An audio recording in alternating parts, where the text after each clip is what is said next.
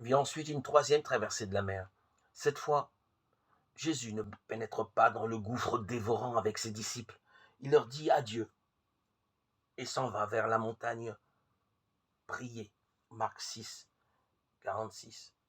L'initiative de la traversée lui revient, mais c'est son absence qui est à l'origine de tout. Il oblige ses disciples à monter dans la barque et à le précéder de l'autre côté, vers Bethsaïde, pendant que lui-même renvoie la foule. Marc 6, 45.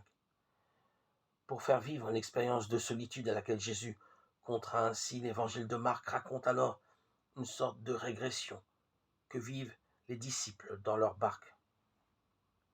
Le soir venu, la barque est au milieu de la mer et lui, seul sur la terre. Il les voit se tourmenter à ramer, car le vent leur est contraire. Marc 6, 47.